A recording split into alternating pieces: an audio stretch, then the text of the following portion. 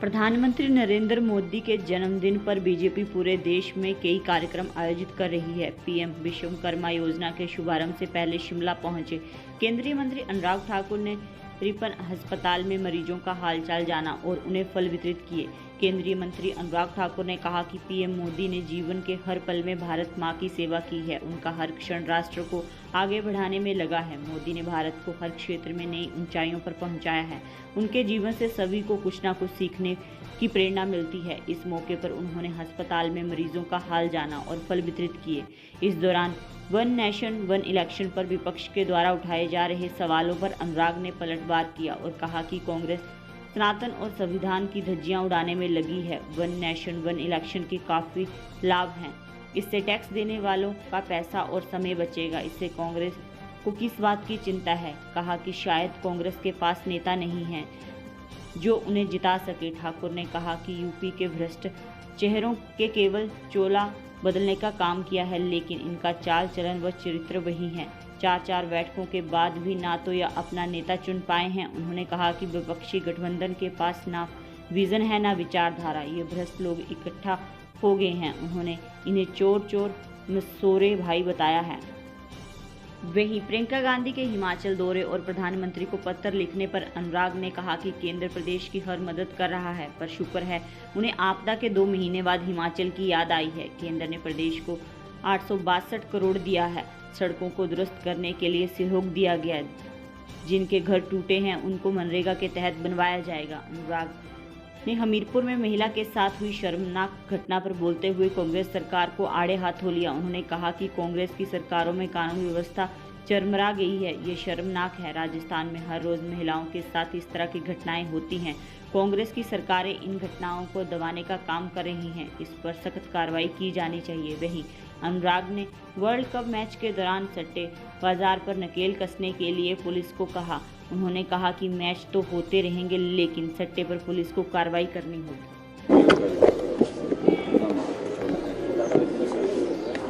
सरकार से लेकर संगठन तक सेटल्ड हुआ। We can start.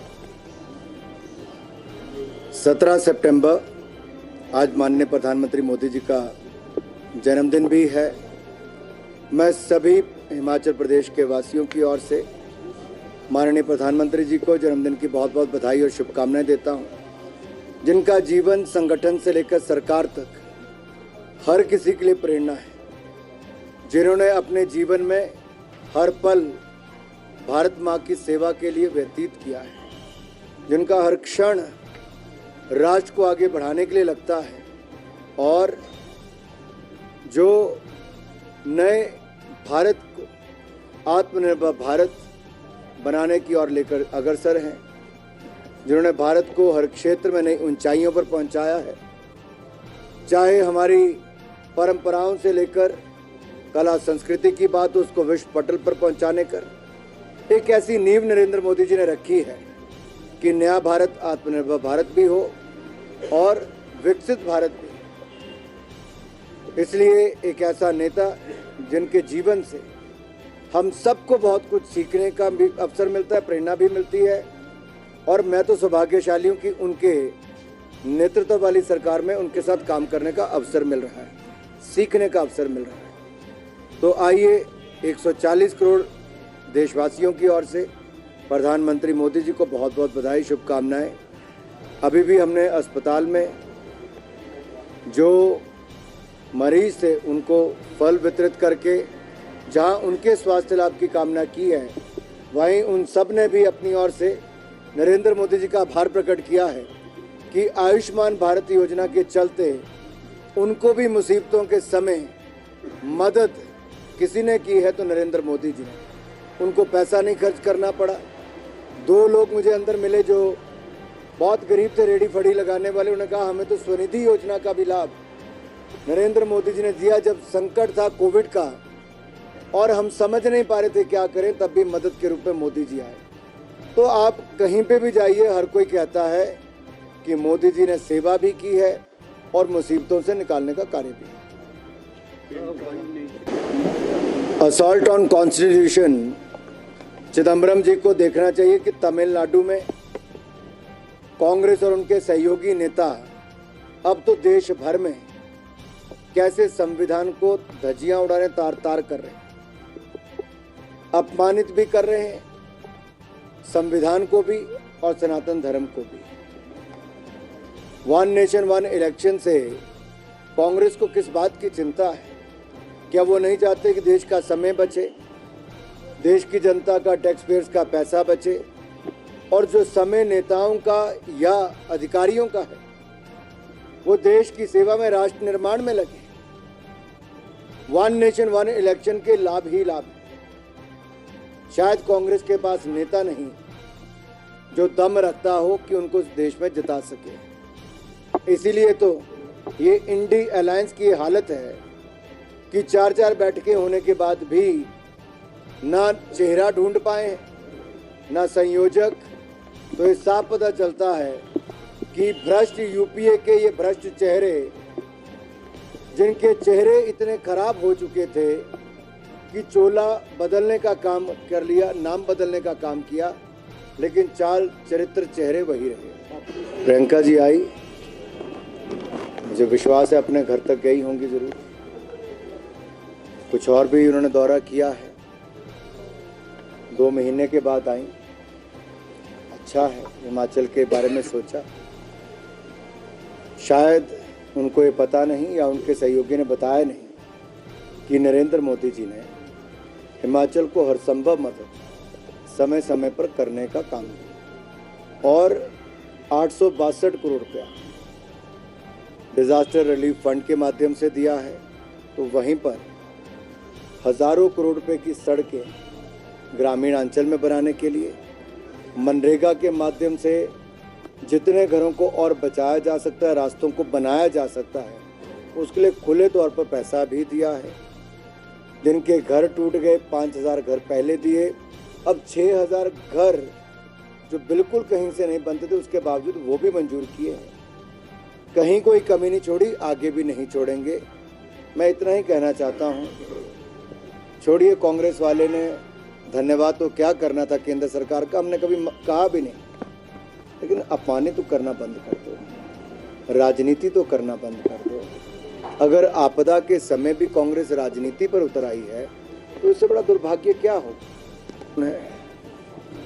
मुख्यमंत्री जी के गृह जिले से इस तरह की घटना हो, किसी बहन के साथ इस तरह का अत्याचार हो, कभी और राज्यों के बारे में सुनकर बहुत पीड़ा होती थी, लेकिन अपने ही राज्य में, अपने ही गृह जिला में इस तरह की हरकत होती देख ये सबको शर्मसार भी करती है।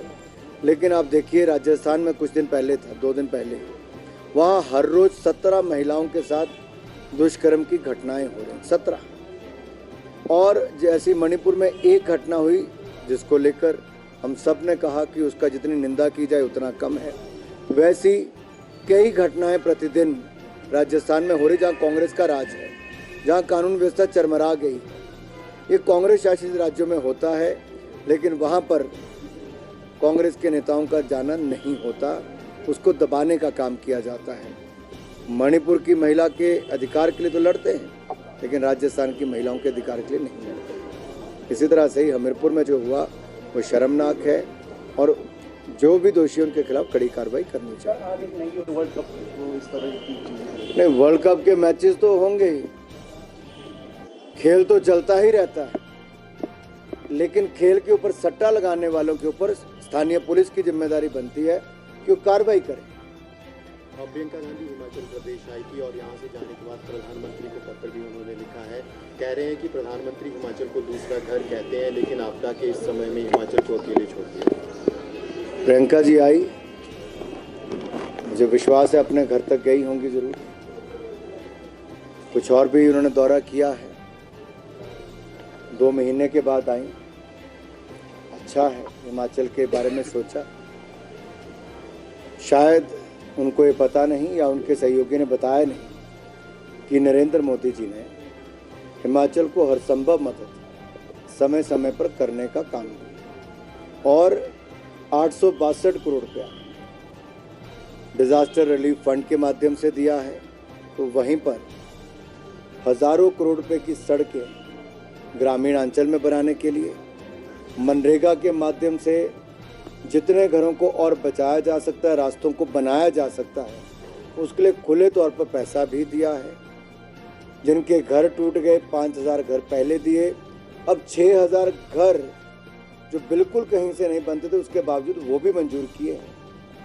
कहीं कोई कमी नहीं छोड़ी, आगे भी नहीं छोड़ेंगे। मैं इतना ही कहना चाहता हूँ। छोड़िए, कांग्रेस वाले ने धन्यवाद तो क्या करना था केंद्र सरकार का, हमने कभी कहा भी नहीं, लेकिन अपमानित तो करना बंद कर दो, राजनीति तो करना बंद कर दो। अगर आपदा के समय भी कांग्रेस राजनीति पर उतर आई है तो इससे बड़ा दुर्भाग्य क्या हो।